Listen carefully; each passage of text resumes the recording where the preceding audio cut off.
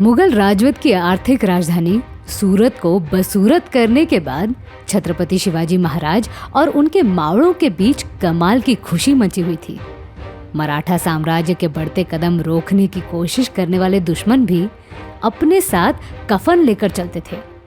ये दक्कन कोंकण सह्याद्री मराठों के दुश्मन की आखिरी मंजिल बन जाती थी। सूरत शहर की अफसोसजनक स्थिति को देखकर दिल्ली दरबार में बात छिड़ गई कि मरहट्टों का अगला निशाना क्या होगा। उन्होंने कभी सपने में भी नहीं सोचा था कि सूरत के बाद मराठे बुरहानपुर पर हमला करेंगे। बुरहानपुर से मुगल बादशाह का पुराना रिश्ता रहा है। इस शहर की सुरक्षा की जिम्मेदारी दाऊद खान पर थी, पर उस दौरान उसका मोर्चा दक्षिणी प्रांत की तरफ था। इस कारण से उसका मूर्ख बेटा अहमद खान बुरहानपुर की पहरेदारी कर रहा था।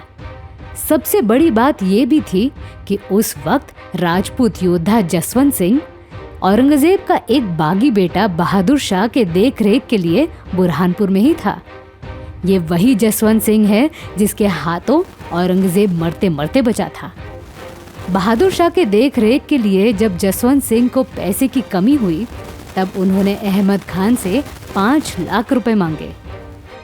अहमद खान ताव दिखाते हुए बोला कि अगर औरंगजेब की अनुमति लाओगे तो 5 लाख की जगह 20 लाख रुपए दूंगा।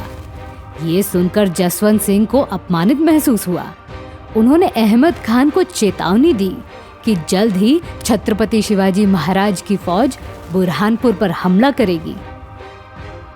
ये किस्सा इस बात को दर्शाता है कि कहीं न कहीं छत्रपति शिवाजी महाराज की राजनीति मुगल और राजपूताना प्रांत से जुड़ा था।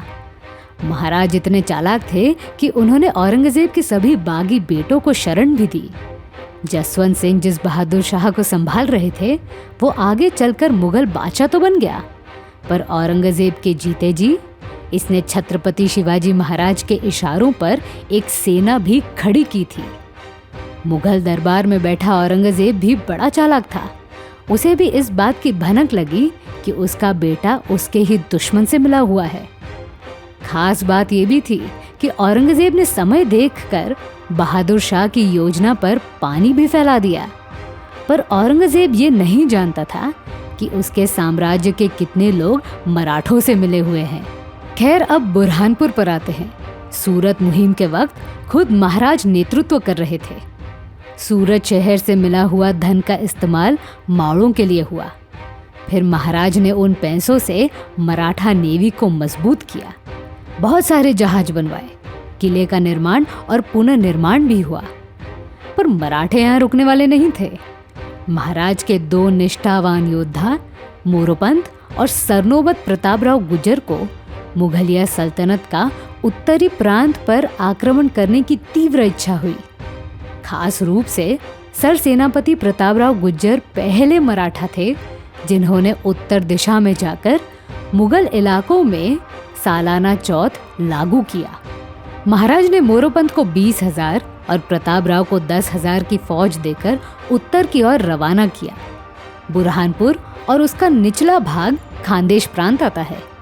महाराज को खबर मिली थी कि खानदेश से उन्हें बहुत सारा धन मिलने की संभावना है, इसलिए मोरोपंत और प्रतापराव जहां भी निकलते वो इलाका मुगल से आजाद करवाकर मराठा साम्राज्य से जोड़ने लगे। पर यहाँ इस बात का जिक्र करना जरूरी है कि प्रतापराव गुर्जर द्वारा लागू किया कर कितना होता था। खानदेश के सभी रहवासी मुगल को कर देते थे।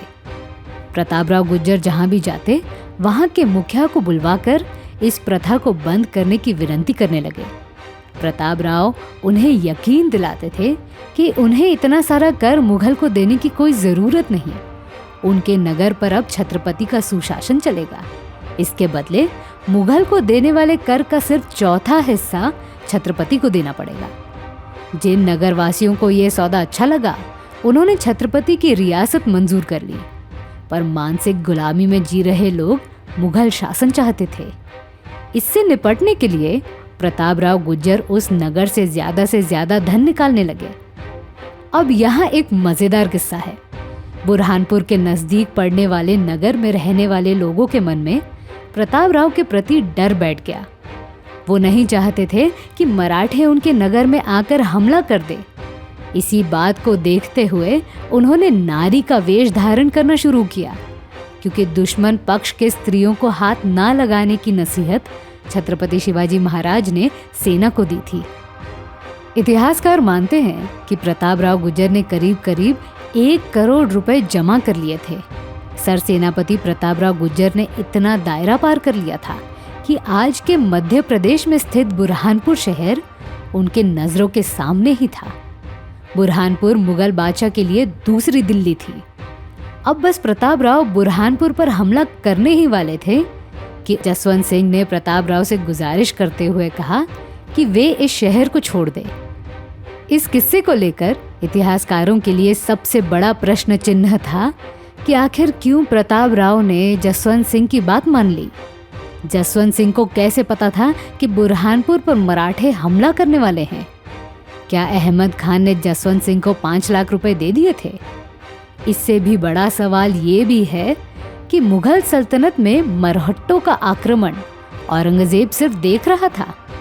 ऐसे बहुत सारे सवालों के जवाब पाने के लिए हमारा channel Maratha empire the history TV देखते रहिए। मराठा साम्राज्य से जुड़े किस्से और कहानियां लेकर मैं अनामिका हमेशा आती रहूंगी।